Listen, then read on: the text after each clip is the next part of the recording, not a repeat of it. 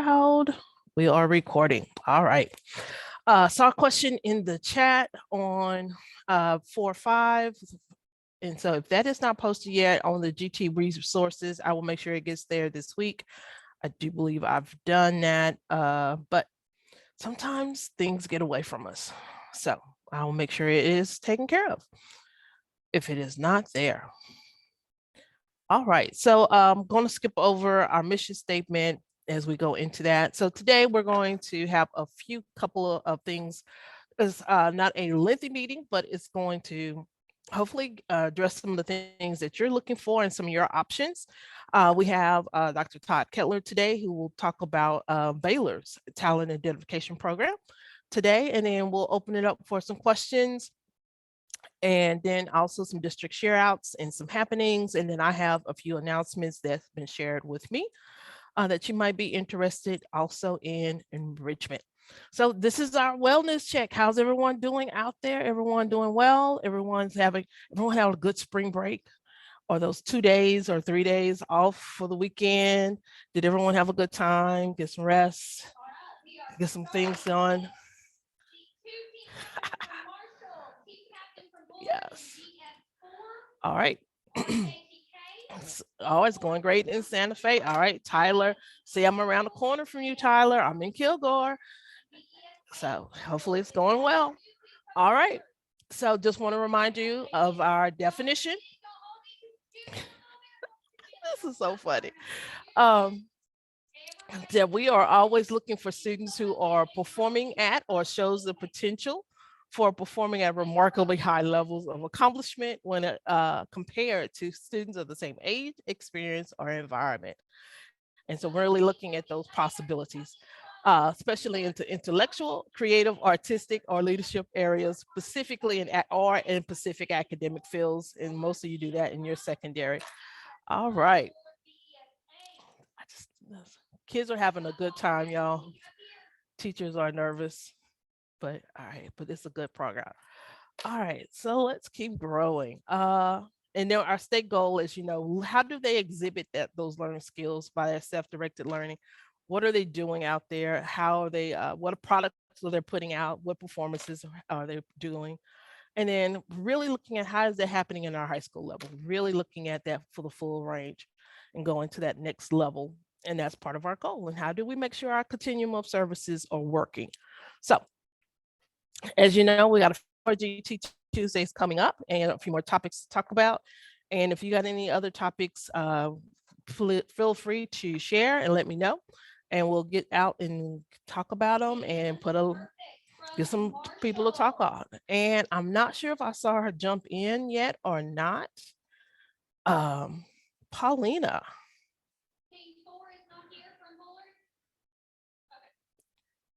And I did not see Christina either. They jump back on. I'll give them an opportunity later. All right.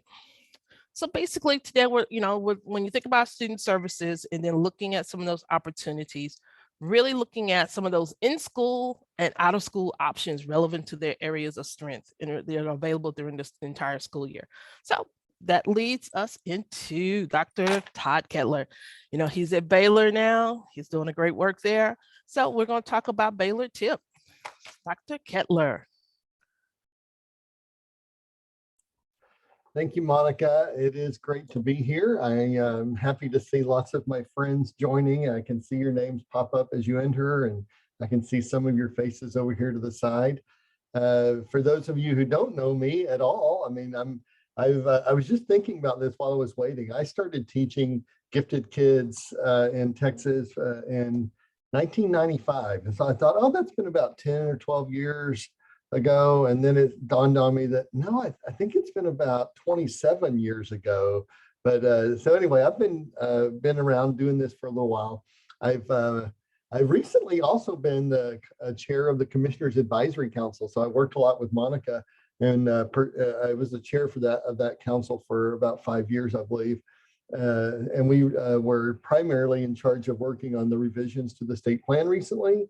So that was something that was, I think, a pretty good accomplishment. We're happy with that state plan, even though I bet there's somebody out there that doesn't like something about it, but we worked really hard to listen to feedback all across the state. But I am happy today to talk to you about some things we're doing at Baylor. I think I've got an opportunity to share my screen, Monica. Is that okay? Yes, it is.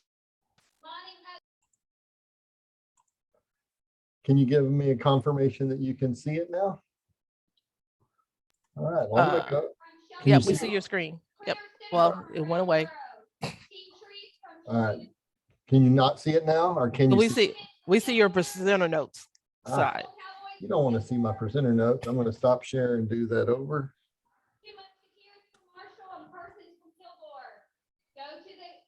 Is that better? Still presenter notes. Well, how about if you can just see the presenter notes, and it is what it is, right? It is what it is. We're good with it. So I'm going to talk a little bit about Baylor TIP, and that's Baylor Talent Identification Program, and we're brand new. We've been working on this for about 2 years, but we are doing a soft launch this spring, and by soft launch, that means we're testing students. So we've had quite a few students going through our testing program just recently. So we are getting that off the ground. I like to think of a soft launch as an opportunity to learn some lessons and fine tune our systems and protocols. And I think we're doing that for sure. Just a little bit about why, like why would we care? What's the talent search model? Why is this something that we wanted to do at Baylor? And maybe just a brief background. Baylor's had a Center for Gifted Education and Talent Development since 1999, so what, about 23 years now. And through that center, we've offered a number of programs, teacher training, gifted education conferences for educators. We've also offered even before the center, we had a program called University for Young People, which was summer programming for gifted kids here on campus. So we've been doing this for, I think, about 39 years total. So whenever Duke TIP shut its doors, the very next day we had a steering committee sitting together to talk about, well, what could we do? Maybe we could step in. So it takes a while to plan something like this, and that's why I said it's been about 2 years. But our goal is to really match students' needs to academic services in a way that complement what schools are also trying to do. One of the things we know about the talent development model is usually it takes more than what than we can do at school, beyond school learning opportunities. So if you look at the model, kind of includes these components of above level testing, learning modifications based on those abilities, beyond school learning opportunities, and guidance for educational career planning. So those are the classic elements of the model. And I think as I talk a little bit about what we're doing here, you'll see that we're pretty true to that classic model. Just a little bit of background on the model. I'm going to go back to some of the things that Paulo Sheskikabilia says. While we do develop talents in school, what we also know is it's difficult to do that sufficiently. So that's why we look for beyond school learning opportunities. And what we know from some of our research is that kids that participate beyond school in these opportunities do tend to achieve at higher levels and become more self-aware of their abilities and maybe even more career focused.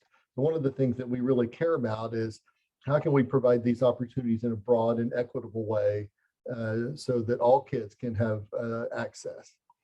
So we provide supplementary learning opportunities, trying to support students in their talent development through really high quality advanced academic programs. We try to mirror what the state requires of an individual school district. So at some level, we think of, okay, we're doing this assessment to see who participates. We're trying to mirror what the state asks school districts to do, multiple sources of data, more of a holistic assessment rather than one hard and clean cut score, for instance.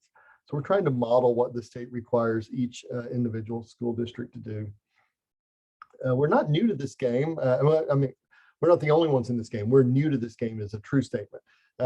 Center for Talented Youth has been around for a long time, and I know CTY operates some programs here in Texas, and I know we've had students involved. The school districts I worked in a number of years ago also had students participate in CTY programs.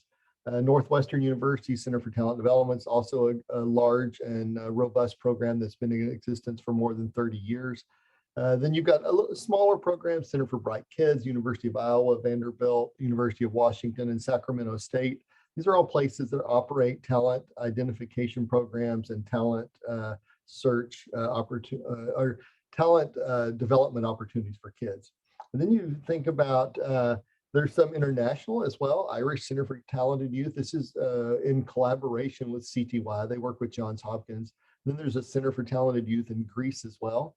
And then you've got these two emerging programs, Baylor TIP and our friends, Julia Roberts and her team up in Kentucky are launching the Kentucky Talent Search. And in both cases, like Kentucky was in the Duke TIP region. So when Duke TIP closed its doors, they were asking similar questions to what we ask. How can we serve the kids of Texas? In their case, how could they serve the kids of Kentucky? So just a touch of research. This matters to me, and at some level, you probably know some of this, and but I want to go through it because I do think it matters, and this is what I would tell to a school board or a superintendent that might be listening and saying, why would we care? Why would we want to do this?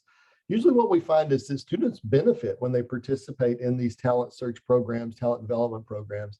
They know more about their academic abilities, maybe better self-understanding. They also report higher educational and career aspirations. So even when compared to students of similar ability, participating in talent search or talent identification programs, the students develop higher career and educational aspirations.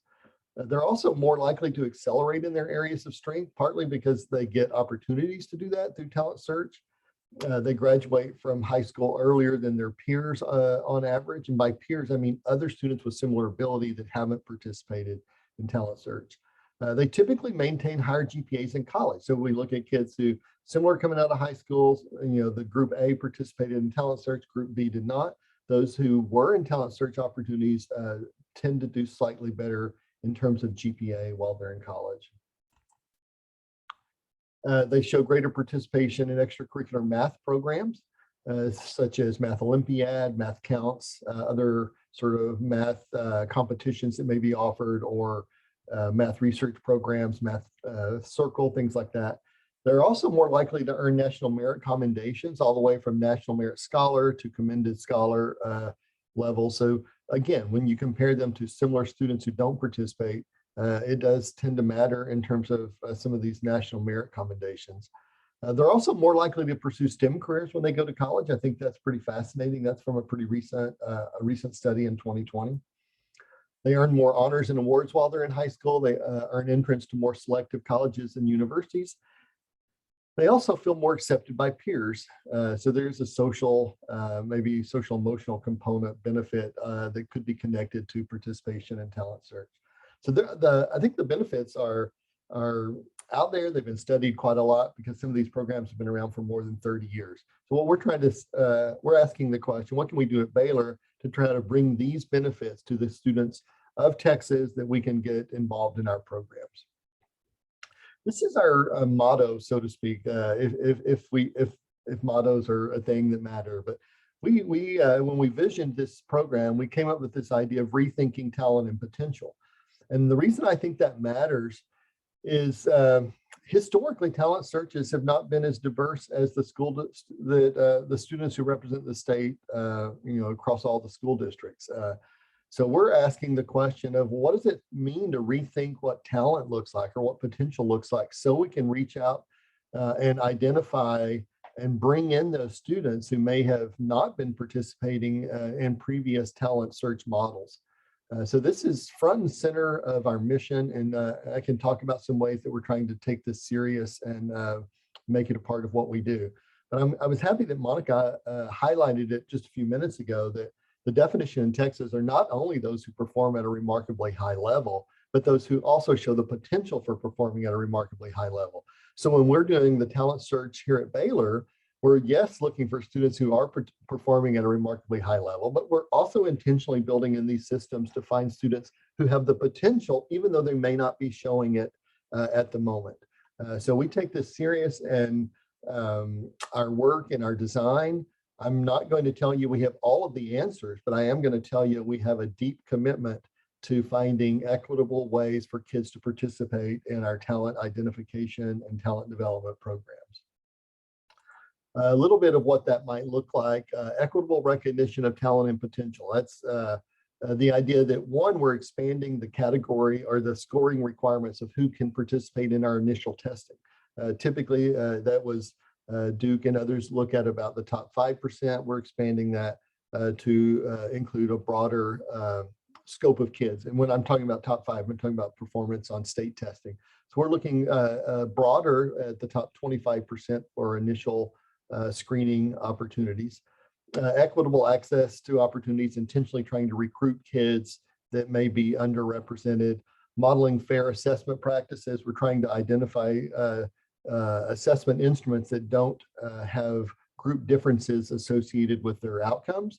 So we've looked at some psychosocial assessments that are directly correlated and predictive of later achievement, yet don't have the same type of group differences that we see in some of our ability or achievement testing. Then we're developing our programs with culturally responsive learning protocols front and center so that we have opportunities for kids to see themselves in the curriculum and feel welcome and feel like they belong every time we include them in our programs. So these are the ways that we are making an effort to rethink talent and potential. One of the challenges that you may or may not know when we went through the COVID situation is it was difficult to get access to testing. Historically, talent searches have used SAT and ACT, classic above level test.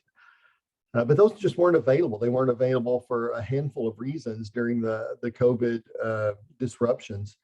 And so one of the things that several of the universities that want to be involved in talent search started doing is developing their own test. And developing tests like this aren't something you do overnight.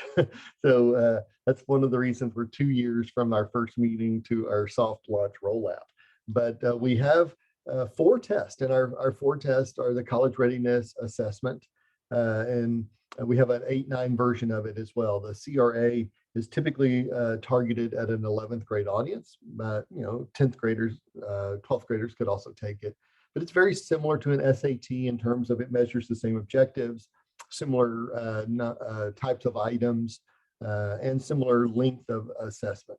Then our 8-9 is similar to the 8-9 version of the PSAT as well. So again, a little bit shorter, measuring similar objectives. The indicator of academic readiness is for 11th graders similarly. And we have an 8-9 version of that. This one also includes breaks reading and English down separately, and then and it has a science section.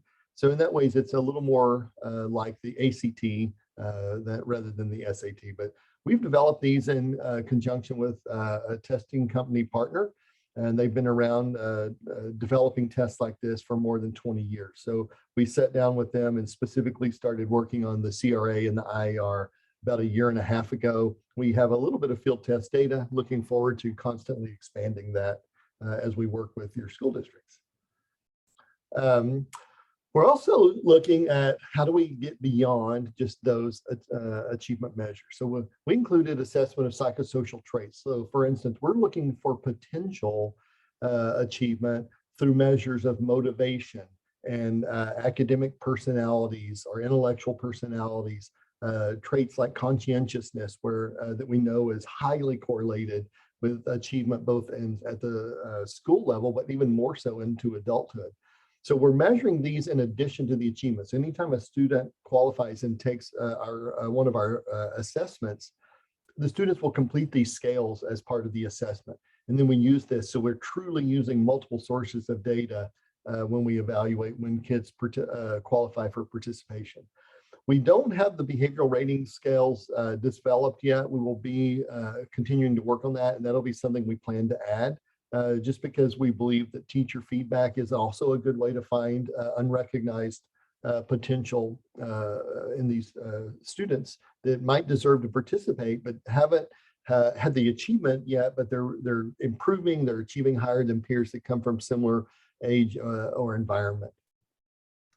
But I'm going to shift a little bit from the assessment. So if you think about Baylor TIP as there's an assessment, which is above level testing, and then students can qualify to participate at different levels. We'll have different levels. We're going to have a group called the Baylor TIP Scholars, and that means you qualify to participate in most all of the programs, but there will be some that are our highest levels, and those qualification levels will be what we call the Baylor Tip Green Scholars and the Baylor Tip Gold Scholars, very cleverly named for our school colors, right?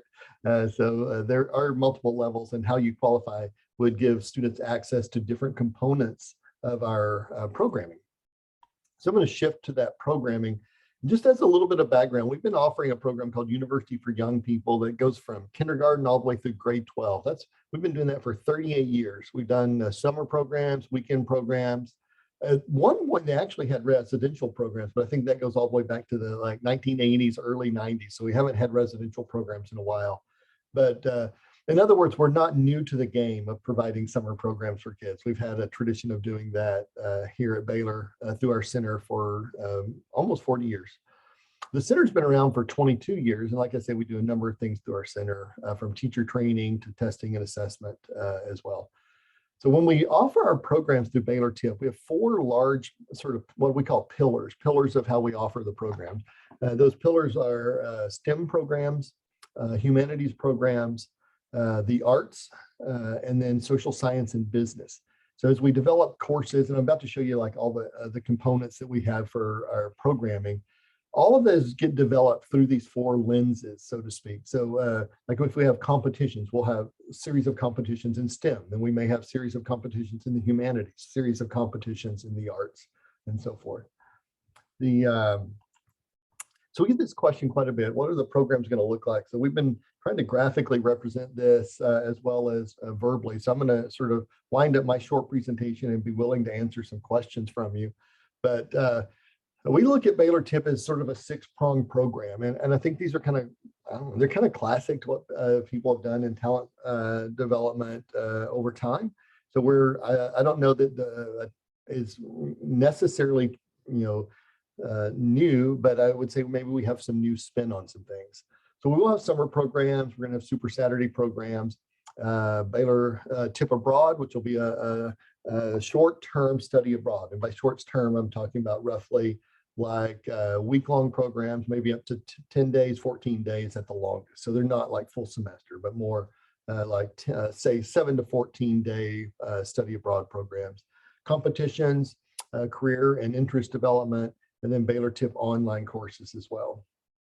And all of these are in current development. Some will roll out faster than others. So they're not all rolling out, say, next summer, even though next summer is like our classic starting point for programs. We're starting the testing in the fall, and then people will qualify, and then all the programs will start with the initial official Baylor Tip launch in the summer of 23. So for our summer programs, just kind of a basic overview, we're going to have 1-week day programs, but we will offer them multiple times during the summer. So a student could come for, say, 3 weeks in a row, but each course is designed on a 1-week sort of template. One of the reasons we like that is it makes it a little bit more nimble. So you may have a kid that says, hey, we've got family vacation, or I've got this other thing planned, so I can't sign up for a 3-week, but I can come for weeks 1 and 3, even though I can't be there during week 2. So we think we're a little more nimble than the comprehensive 3-week programs in that regard. The courses are 2 hours a day, so it's 10 weeks of instruction. So you may ask, well, how much impact can you make with 10 weeks, 10 hours of instruction? How much impact can you make? We do have some data that suggests we can make an impact with 10 hours, but also, like I said, we can imagine having like a 3-week math sequence. So a student could take 3 weeks of 1 week at a time. So they would technically get a 30-hour program over a course of 3 weeks if they could do all 3 weeks. So we will be measuring the impact as students go through each of those programs. We'll eventually relaunch our residential programs, and this will be a 3-week residential program where the students will stay on campus here at Baylor in our student housing. They'll take an advanced 3-week courses during the time here, offered across the 4 domains. And our goal is to help students understand their profiles, a little bit of personalized learning element in it, so that they will be able to take courses matched to their profiles. I'm sorry. The Baylor Accelerate program, this already existed at Baylor, and we're partnering with them as we launch Baylor Tip. Baylor Accelerate program is like Baylor's version of dual credit, and it's a series of online courses that our advanced high school students can take through Baylor and actually earn college credits that can be used here at Baylor. The Baylor TIP students are going to be eligible for this program like they could start after their sophomore year, so rising juniors and rising seniors. So they could start taking the courses. We also offer them during the school year. So it's not only like a summer program, but summer and fall and spring semester. One of the neat things is a student who completes at least 9 credit hours through Baylor Accelerate and has a GPA of 3.0 or higher will automatically meet Baylor admission requirements, so, even without an SAT or ACT. So Baylor Accelerate is sort of an on-ramp, so to speak, of Baylor toward Baylor admission for students who participate in our Baylor TIP program. Super Saturday programs, these will be offered on a series of weekends. Right now, it'll be over. I said 5 in the slideshow, but we've just recently talked about shortening that to 4. The number of hours will be the same, it'd be just slightly longer, but we may shorten it to 4 so we could it makes it easier to offer 2 Super Saturday programs, one in early fall, say one in late fall, and same thing in the spring. They'll be on the same format of 10 total hours. So we'll have these courses that get developed that we can offer in the summer, but we can also offer those same courses in our Super Saturday programs as well. They'll be offered in both online and on the ground formats.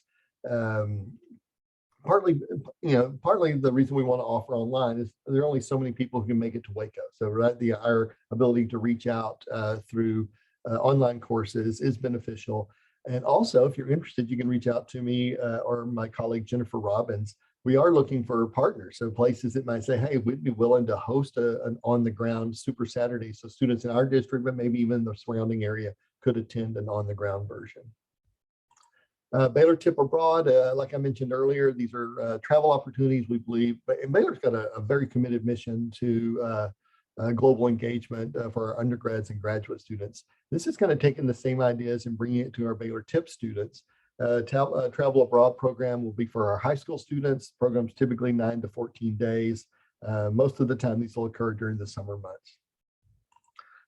Academic competitions, will offer these through, like I said, our 4 domains. These would be available. We'll try to publish like annual calendars. So a teacher could present the calendar and the students would see what they've got available to them throughout the year. And the teacher could promote those or maybe help students get ready for those as needed. This next one we're pretty excited about. We're actually working on, we're going to use some existing career inventories and interest personality career inventories, interest inventories to help students understand not only their academic strengths, but their interest. What we know sort of from individual differences research is what you're interested in. And if you can match your interest to your actual career, that predicts long-term, not only success in the career, but also sort of happiness with your choice of career. So one of the things that we're hoping to do is we're working on developing our own inventory that'll be our Baylor TIP inventory to help measure career interest for students. But this will be part of our personalization. So we can combine your academic profile with your interest profile. And we're gonna not only give you that, give the parents that information, but we're gonna try to offer online seminars periodically, and they'd be recorded so people can even watch them if they're not, if they can't attend live. But the idea of some of my research work that I haven't published, even though I find quite valuable, is asking kids what they know about careers, and even gifted kids know very little about how to enter a career or what kind of educational requirements, or maybe even what careers are available. It's surprisingly, I'm always surprised at how limited their understanding of career fields are. So part of our mission here is to expand their understanding of various career fields and how to prepare for those fields if that's something they're interested in. So that's why we made it in its own component, because we're putting a bigger commitment than maybe some of our colleagues are in that career interest development. And the online courses, these will be similar to the types of online courses that students could already access now through, say, Johns Hopkins or Northwestern. But one of the things we want to particularly do is align these courses with the TEKS. So for instance, we want to work with schools. Maybe you've got a kid that needs an 8th grade geometry course, but your school doesn't offer 8th grade geometry. Can we develop and offer with our online instructors these courses that kids who maybe are accelerating and need opportunities that it's difficult for the school to provide? So our goal is to be developing these courses that we can offer In the fall and spring semester, they'd be built on a 15-week format, probably offered through Canvas, which is how we offer our online and blended courses right now. And those would be what we call bisynchronous. So it's a combination of synchronous and asynchronous learning models. So those are that's kind of a brief overview of what we're after. My final slide here is this is our Baylor tip email. I'm going to just leave that up for a second if you don't mind, Monica, and I would be happy to answer any questions anyone has. Just sort of sum it up to say we're very excited from the top administration at the university all the way down to our School of Education faculty who are working on this on a daily basis to expand what we've done from the center and our University for Young People, take that to the next level of talent identification and talent development. All right. Thank you, Dr. Kettler Todd. And anyone has questions, drop it in the chat. Feel free to unmute. Got one question in the chat. Is there a cost of attendance for the high school UP V program? Yes, there is a cost of attendance. I believe our courses cost about, I want to say about $400 for a student to take 3 courses a day is $400. So I think the price for any one course is discounted. I don't know the exact rate of the discount. That's a technical detail. I don't know all the way down to the dollar, but it's about $400 for a full day. If you were going to come, and a full day is taking 3 courses. So it's 6 hours of instruction because each course has 2 hours, and that includes lunch.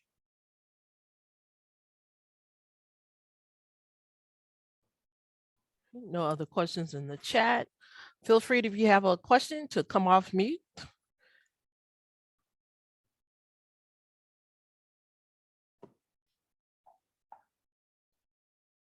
While you're thinking, I'll add a couple things. We're working hard to build district partnerships. And I'll tell you why that we think district partnerships are important. Historically, the way talent search programs have worked is like you would get like if you're a coordinator, you'd get information, say in early September, say, hey, any student who scored above this on the STAR test in reading or math qualifies to participate in our testing. And that's typical. I mean, we are going to do that. We're working on, what that's going to look like to roll that information out to coordinators in September.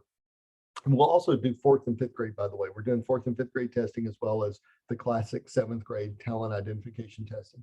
But one of the reasons we're interested in school district partnerships is trying to get a broader reach to the students, because I think there's a more narrow band of parents that sign their kids up when it's left up to the parents. We believe if we work with school districts, we can get student participation that is closer to a mirror of the student enrollment in terms of race and ethnicity and background than we get if we just leave it up to the parents to sign up. So we've already worked on some partnerships with districts, and if districts partner with us and they in some cases, they're actually helping to pay for some of the cost of testing, but they don't have to pay for the cost of testing. They can partnership with us in some other ways. But if they do participate in paying for the testing, we will discount that rate. Our base rate is $65 for a student, and that's a little bit better than what Duke Tip was. I believe Duke Tip was about $94 in their final year. That was the tip fee as well as the SAT fee. So the full cost of the testing is $65 at full freight. And then, like I said, when we're working with district partnerships and you're testing above our critical number, which I believe is 25 students, then we will work with you on a better price. All right, a couple new ones came in. So regarding the high school online courses for acceleration, what would that look like on a student's transcript, and are there scholarships? Are you talking? I'm assuming that's the Baylor Accelerate, or is that the Baylor Accelerate program? I don't believe we have scholarships at this time. The cost of those is, I believe, $750. It's real easy to find on the website. If you just Google search Baylor Accelerate program, you can read more about it.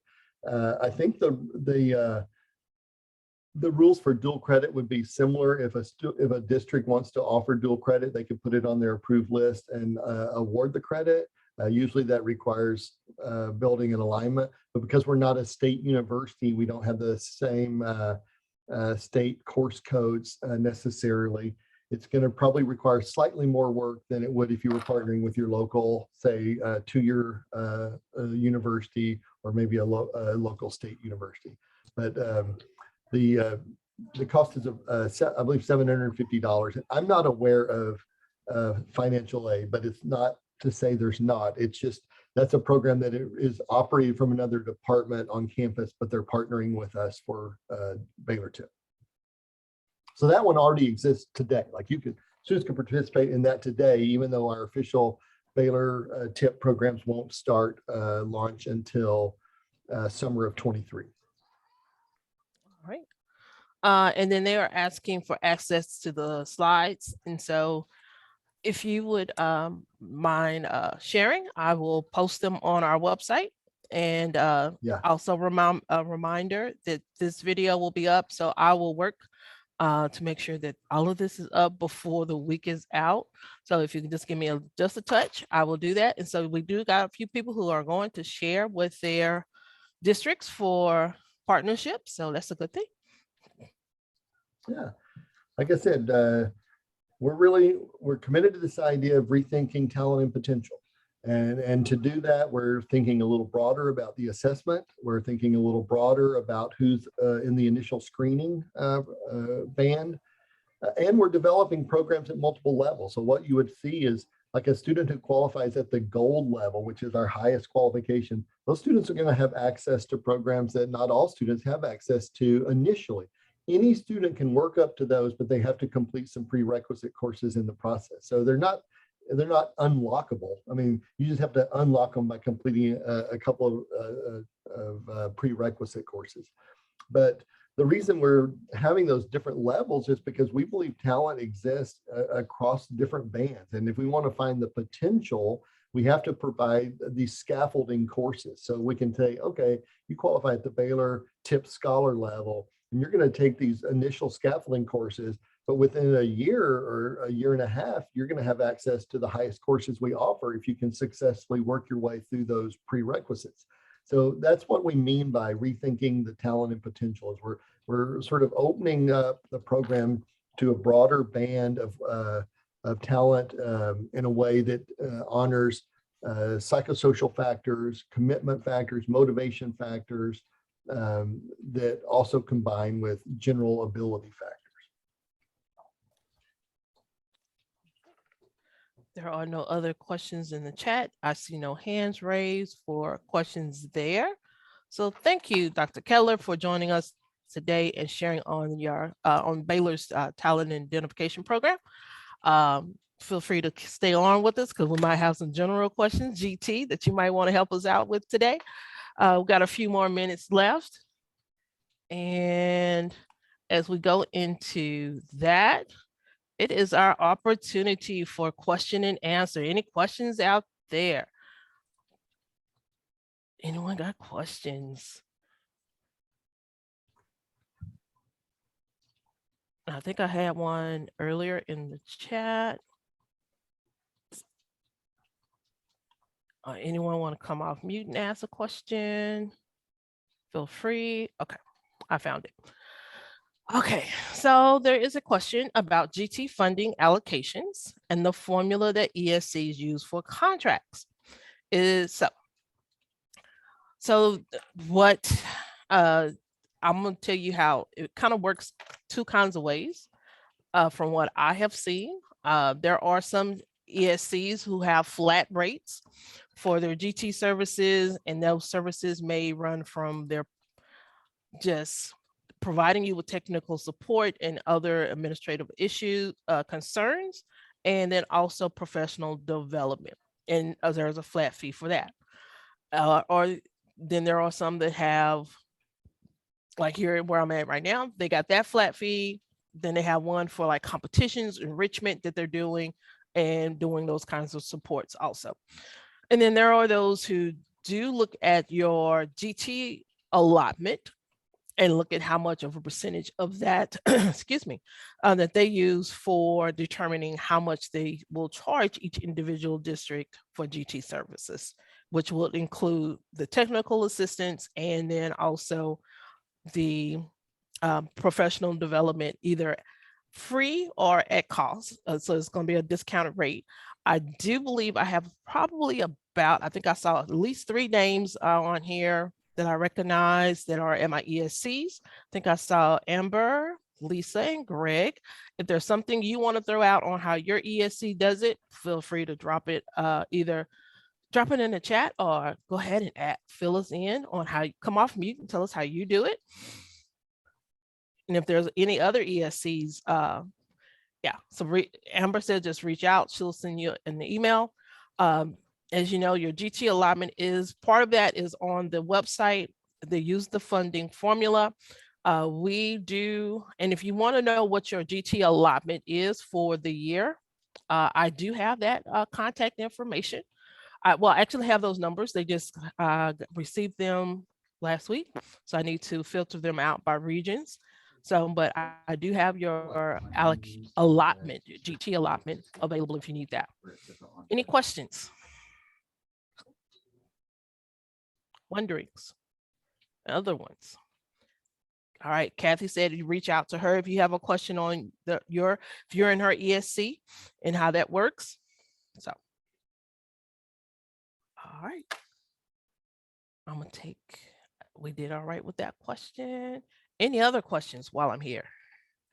Any other wonderings?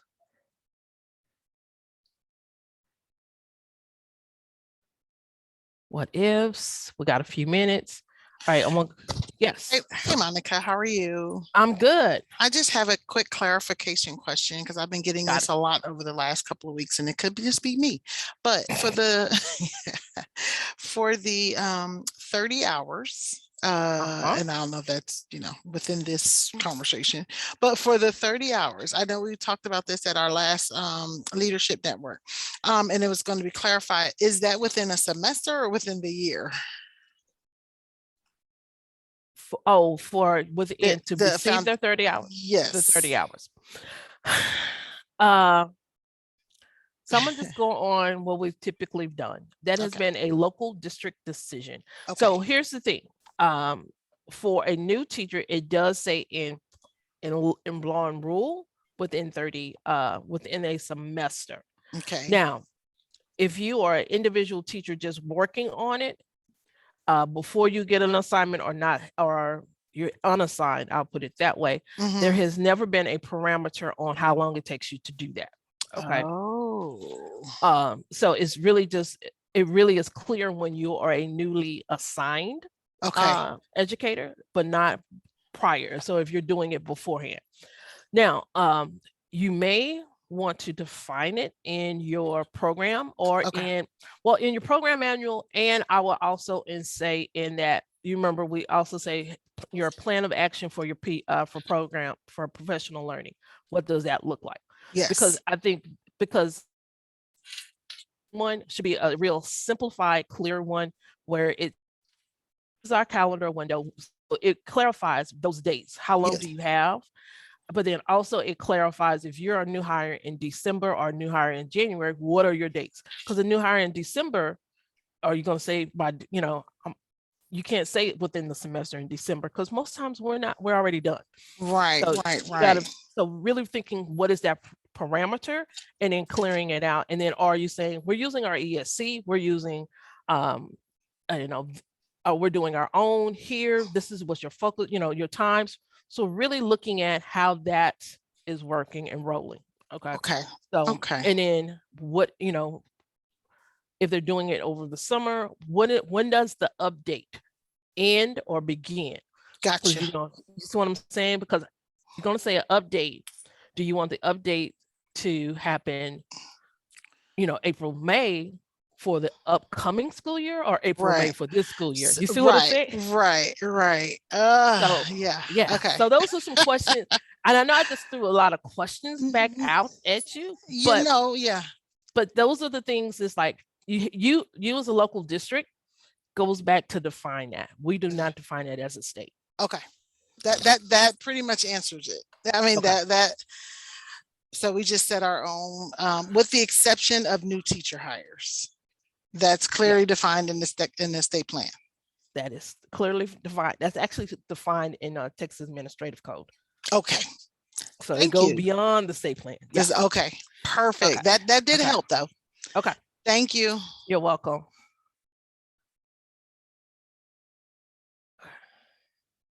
Okay. All right. And then other questions. I don't see any. Okay. All right. We got a few more minutes. Anybody want to share what's going on in their ESC, their district, what's going on? Any happenings?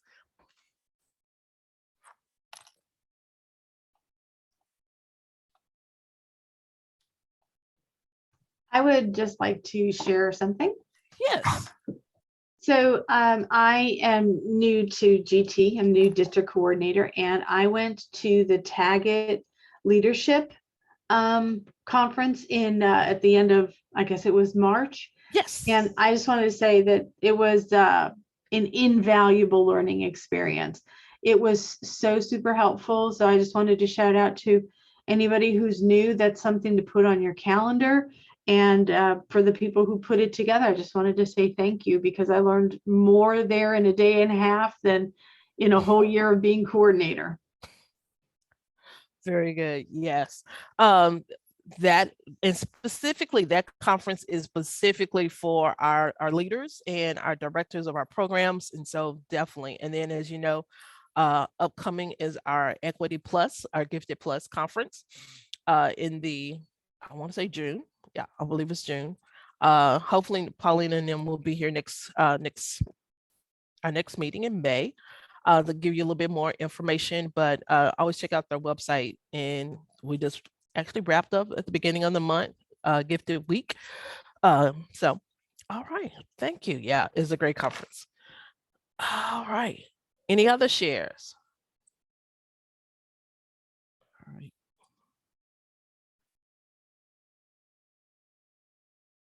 Oh, all right. So Blake has some good news out there. Their board has agreed to give us 4 GT teachers for elementary school. Marvelous. 4 GT teachers. That is marvelous. All right. We're building our programs out there, everyone. We're building our programs. Good news. Good news. So a couple of announcements, and then as we go into it. So for those who do not know, Title III conference is back in session this summer. It will be in San Antonio. I would say San Francisco. I don't even know why I'm going there, but San Antonio. July 28th through the 29th, their symposium. So really looking, I'll be there presenting also. So they're doing a hybrid symposium, but then they have a Title III parent and family event coming up on May 6th. So it's really, they're having watch parties for this conference. And so that is 9 to 2. So something you might want to partner with your emerging bilingual EL counterparts. And then the National Center for Research on Gifted Education, they sent out some information. If you want more, let me know or I'll provide you with the link. So they're looking at some people to provide, to be a part of their study. So they're doing acceleration also, specifically in subject area, Pacific and whole grade acceleration. So if you want to be a part of that research project, feel free to reach out. It will be good to see how it works in tech, some other things, and get us on the national platform of that conversation. So looking for some elementary schools there.